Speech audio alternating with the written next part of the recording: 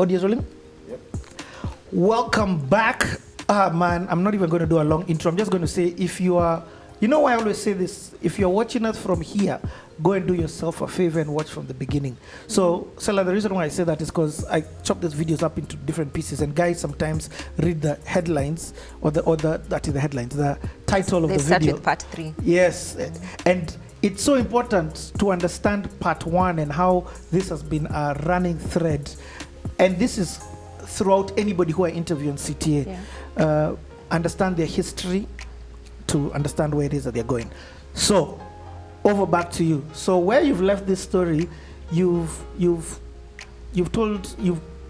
has told you, listen, that time is coming for you to enter government. So you've accepted, but then now what you're doing is you've let Governor Anwaigoro know that, listen, I'd like something in national government. I'm thinking of something in national government. Then she's mentoring you on that basis. So she guides me on how to, like if I'm thinking of getting into government, how to, how to approach it the right way and all that stuff. So anyway, so this was now around June of 2017, and of course the elections were coming in. So we focused on the elections. I go to Kirinyaga to help her.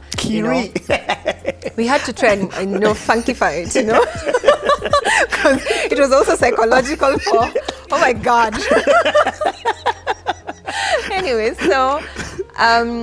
so we go to, we're doing the campaigns, and I used to be in her car when we're going around, and we're looking outside and like, guy, are you sure? I'd ask her like, what? You just had to, of all jobs to pick, this is what you saw, because the place was in a mess at the time. Yes. No tarmac, no nothing. It was just a disaster. So anyway, she wins. And I remember just before that, like a day or a few days before she had won, and we're going now for inauguration, and of course she needs someone to help put it together and to help her, because there are many people helping, but then now someone to just be with her and to make sure the speech is done, because I was now supporting remotely, doing a lot of support work in terms of comms and just different other things. And full-time working? Oh yeah. So anyway, as COO. Yeah. When you get people working, then you have your own time and all. So anyway, but I would do the visit to the counties over the weekend. So I remember this particular day, one of the guys I was working with said, Sellah, you'd make a great chief of staff. I looked at him and said, what? Do you know what a chief of staff does? Do you even know? And he, of course, he knew, but then he was telling me, I think you'd make a great support for the governor. And the governor got to hear about it. And then this particular time when we were planning for the inauguration, long story short, she says, please come and help me. Like, just come and sort out, So I had to make sure, I naturally got into the space. You handle this, you make sure this, coordinate this, align this, make sure the speech is done, make sure the media is briefed, all that stuff. And I didn't even know what I was doing, but I just got into the flow of it. And it came up that, you will need a chief of staff. And then she says, by the way, can we talk about that? And that was history, by the way. That was like, of course, I had to go back to God and ask. And by this time, I already started having a feeling that God was pointing me towards this. And that is why the process of preparation in the spiritual for praying with her. In fact, the picture he gave me was that as you go in as chief of staff, you're actually going in the same capacity of the role you've been playing, supporting her in the spiritual, but now just shifting it to a place where you actually have a position. And the position is an excuse for you to continue upholding her. So that's the understanding I went in with at the time. Now, remember, I'm coming from corporate. I'm doing very well as COO in a group of companies. I'm living in Nairobi. I have no basis or reason to move to the opposite side, to a place, to Kiri. It's not even my home county. I come from a different culture altogether. Yes. You can't speak the language. I can't speak the language, and to top it up, the pay was like, I don't even know. You know the way there's a stare, like, yeah. So, it took a couple of conversations to help me understand what I was getting myself into. But the more I sat with it, I'm having a physical conversation, but there's another conversation going on, and God is like, yep, that is it. That is what I've been preparing you for. So this was the whole Abraham experience. Well, let go of your father's house, everything that you know, everything that is familiar. Wow. And of course, being chief of staff, you have to live in the county. You have to be present to do the work. And that's, my whole life just changed like that. And I always say, both to the people there and the ones that I left, so to speak, that if it was not for God, I would never have had the grace to do the job. Because you'd constantly be missing home. I mean, this is a rural county. It's not even Mombasa or Nakuru. This is a rural county. There's a lot of work to be done. You're going to work with someone who is determined to change the county. So there's a lot of work, and you're literally, as the chief of staff, you're the right-hand person that executes and ensures that everything is done, from communication to day-to-day operations, everything agriculture, everything this. You're coordinating everyone. You're handling everything. External stakeholders, internal stakeholders, managing the brand, managing the communication, making sure she's okay, her personal stuff, all that stuff is on you. And I'm coming from private sector, as a COO. Where you are the one who had your own chief of staffs.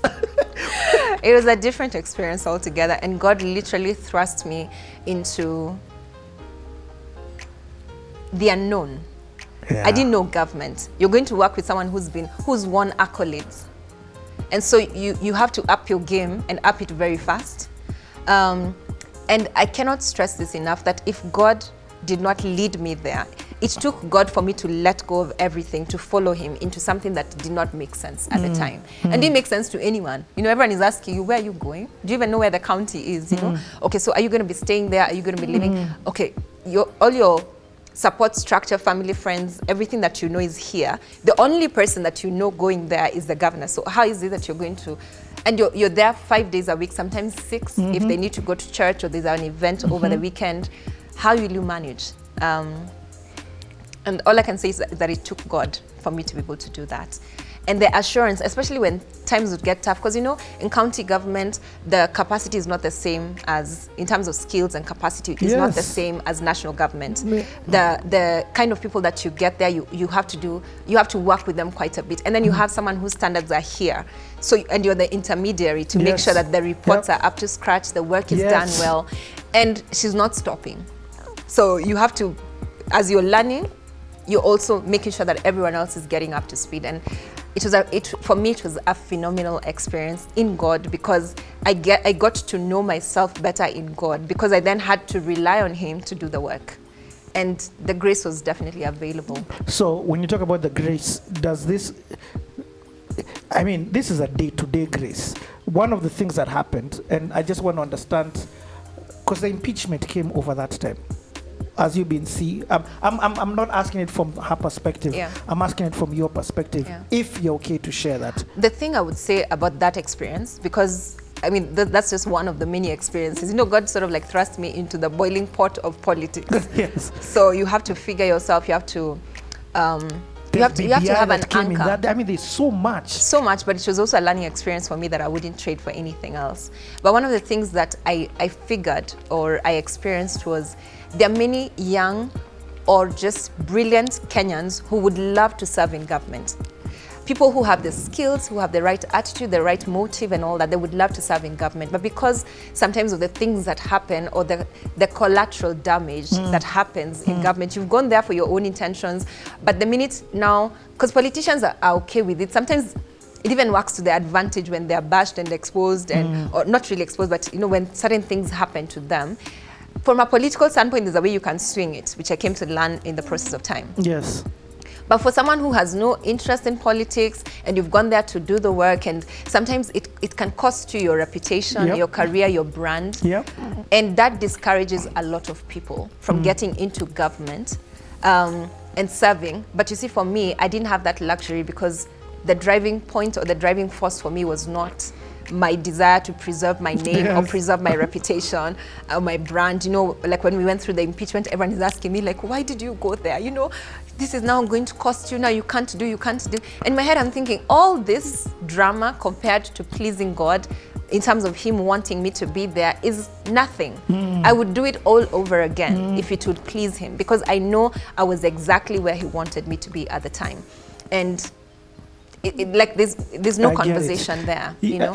But it's unfortunate that many people who are absolutely brilliant and would be amazing in government get discouraged, because they think, hey, and then Sujui ESCC comes after me, Sujui who comes after me, and they just wilt, because, or they just opt out because they're like, I've built my career to a certain point, I wouldn't want to trash it in a few months because of something that you're always dragged into, or sometimes maybe dragged into, that is not true, but it's good for politics. Yeah. Man, like I cannot stress the importance of hearing your backstory. Your backstory, when you now talk about, because of course I have all these questions about this time, Yeah. but none of them are worth asking, because I now know and now understand it from your history. If you hadn't told me your history, I would be like, so how on earth did you do this BBI thing? Were you siding with these things? Or what happens, whatever? What happens when you disagree with the governor? And what happens with this? Like, but these things don't make that much, they don't have that much value. My questions, honestly speaking to you, don't have that much value anymore, because I understand it's coming from the obedience perspective. You've explained the obedience perspective when you're being elevated, and I put that in quotes, maybe from the financial perspective, accolades and all of these other things, but you've still been the same seller. And God tells you. When God tells Seemingly. you. And remember, again, I've seen you, I've had the privilege of meeting you once or twice during this Kiri time. You get what I mean? When you've been this and now, and I'm like, okay, Sellah, you are not changing. I don't feel like you have changed, and by that I mean your core person, that core person of who it is that you are. Okay, so I'll let you say whatever else that it is that you want to speak about this season of time, and then we can proceed to where the story goes next. So again, the same process that I went through. Like I said, for me, God operates with me in seasons. When he began to tell me, okay, you know, this time is actually going to come to an end as well. Did you want to quit and before? The vision, are there times that you decided, like, you know what, I've had it? The surprising thing is, even when I did feel like that, the reminder of why I'm there, like, first of all, that thought wouldn't feature in the sense of even frustration or anything like that. Even when you're frustrated, like there's another source of energy that comes, because you know there's a higher reason for which you're there, and you cannot afford to faint or give up or exit before he says it's time. So you're not there of your own volition, you know, you didn't take yourself there. So there was a certain grace, and I cannot even explain it, the grace to learn government within a short period of time, the grace to excel at it, the grace to push in terms of targets, the grace to do the same thing you are still doing, because as chief of staff, you're also the senior most advisor in terms of influencing the direction of that the governor will take, or the principal will take in this case. In proxy, you have the ear of the president. Precisely. Well, yeah. I'm being honest. In that case, then, yes. Again, for me, that was also a point of caution, because the thing was, you have to be able to constantly bring God to the table and constantly remind them of, especially because I had been there before they got into the position. It was a process of, let's watch over the thing that God wanted to do from the onset. So my role, more than advising on work-related stuff, which I would still do, was more of, let's maintain the thing that God wants to do in this nation. Because I know that's one of the things that she kept on asking of God in prayer, that there's a place that God wants to take us as a nation. And my prayer as well was, God has to raise the right people. And if he's going to raise the right people, he has to find people he can trust with his assignment, his will, his counsel over the nation.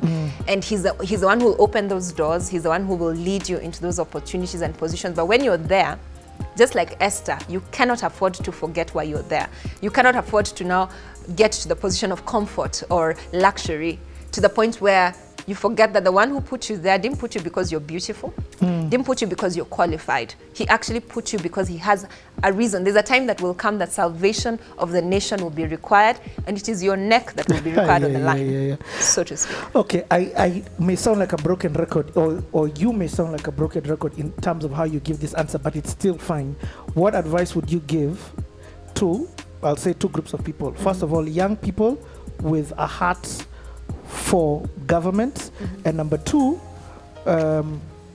actually three people: young people with a heart for government, women with a heart for entering into this government and political space, and lastly, or the third, not lastly, but the third group of people who are excelling in corporate Kenya, who have a tag to come into this space. Because I feel like you can offer some wisdom there. So to the young people who are passionate, I guess, for God and also would want to get into government. First of all,